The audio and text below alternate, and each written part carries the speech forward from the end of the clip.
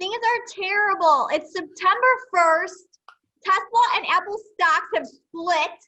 Trump has recaptured the Republican nomination for president. And just when we thought things couldn't get any worse, Matthew Holt has a colonoscopy story. Great.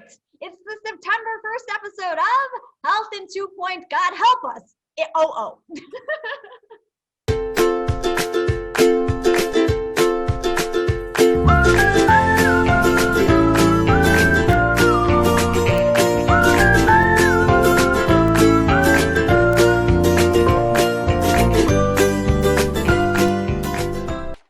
Okay, Jess, so here's my sad tale. So when you're 50... Wait, do I need to do a sad tale? Colonoscopy? Get it? Get it? Oh my God. All right. When you're 50 years old, you're supposed to have a colonoscopy, or at least have your, checked for bowel cancer. So last week I was 57 years old, and I got this today. Oh, is it reminding you to get your colonoscopy? Which is kind of ironic because A, it's 7 years late, and B, I actually had one last year. I didn't have a colonoscopy. I had like one of the stool tests and the thing, and they paid for it. So their operating systems and communications and whatever is not working so well. But I think it is slightly relevant to one of the things we're going to talk about on the news today. Okay, we'll get your timer ready. I feel like that colonoscopy story could have been a lot worse, and I'm kind of relieved that it was just a letter 7 years late reminding you to get something done that you've already done. There wasn't a trick in the tail, so to speak. Stop being such an ass. Oh no, wait. Okay, go. All right, ready? Timer. Here we go. All right.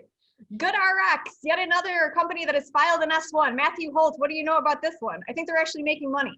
Yes, tragic. These people, Doug Hirsch and his gang, have no concept of how technology is supposed to work in healthcare. They basically, they founded, and I didn't understand what the hell they were doing, and I think they did, but they found themselves good back at Health in 2014, 2012, I think.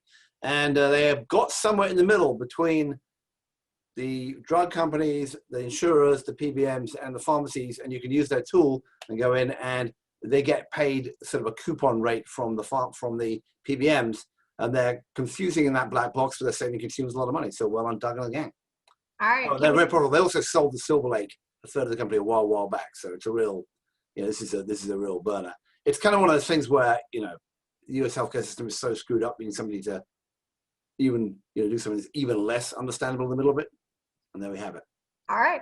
How about Trellis Health? They raised a $5 million seed round. They're out of Mount Sinai, IBS, Crohn's, colitis. Yeah, IBD. So this is the other sort of, there's a bunch of these companies around. So there's Oshi, there's the company, I haven't had Vivanti's t-shirt on today, aren't they? Lucky I'm getting free advertising. There's Bold Help out of Europe. There's a whole bunch of these companies who are trying to sort of make IBD, which is a serious disease, and IBS, which is sort of the more common version, a new disease state to doing a total sort of clinic, a bit like Verta does in diabetes. So we'll see how that goes. It's an interesting space. It's expensive. It's crowded. Yeah, maybe. All right. How about Clara Health? They raised $15 million. It's a patient engagement platform. What do we know about this one? Yeah, it's another one of these ones, and there are a lot of them out, like Medici and some others, which do kind of communication backwards and forwards, telehealth, communication to patients. Patient Pop was kind of in this game. We talked about them last week. So, there's a lot going on there. All right, what about Castor? They raised $12 million. They're a clinical trial platform. This also seems like a very crowded space. Yeah, it is. And we've had Science 37. That's the timer. Science 37 and what was it? Reify. And both of those, Reify raised $30 million and Science 37 raised $40 million. Yeah, so that was a lot more. Those two are kind of, as far as I can tell, I don't understand this very well, those two are kind of more in the business of rolling out the trial and doing the trial for you, for the CROs with all the equipment. I think that Medable, which is in this big game as well, and Castor are more like, we will deliver tools to end researchers and have them build the trial out themselves and do electronic data capture from their patients. If there's a significant difference between them, I don't really understand, but I think they're more in that game. Medable raised a good chunk of change, 20 million odd, about early in the pandemic, in May 20th. And these guys... it's all blending together. Sorry? I'm on Blue Shield of California time. It's like 7 years, comes and goes. I have no idea. What happened last year? I don't know. Well, it could be true. It's But September. the clinical medical trial rates game, went you up. know, I gotta say, I was in way back when I was an old man. In 1999, I joined Harris Interactive, which was a survey company, which had then got the largest online patient panel ever. It was like 300,000 patients. I did a survey of 10,000 patients. And what actually ended up happening was that they tried to sort of convert that into, they got all this information, all these people with chronic illness, and they tried to convert it into like an online clinical trial recruiting platform, because it was supposed to work so well then. We've had them come to Health 2.0, companies like Antidote and some others come on. Fixing clinical trials has been really very, very hard. And maybe these guys will do better, but it's been at least 20 years people trying to figure out a clever way to do that. Hasn't happened yet. Yeah, we're still waiting on the 20 years of fixing the provider directory too, aren't we? That's more like 50 years. Now we're going to go back to fix insurance, going back to 1929 with, Dallas school teachers forming Blue Cross. It's all going to be Oh my God.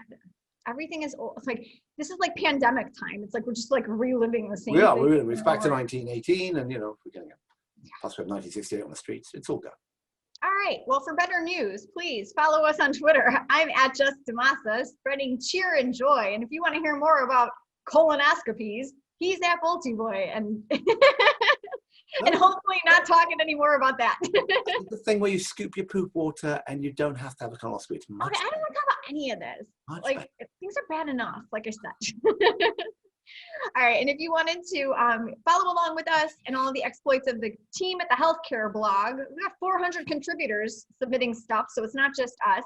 We're curating the best content from the blog and putting it into our weekly e-newsletter so you can sign up and receive that directly in your inbox. And that sucker will include not only blog posts from those smart contributors, but also these Health in 2.0 episodes and some WTF Health interviews. Mr. Holt. Mr. Massa, thank you. We'll see you soon. Bye, guys.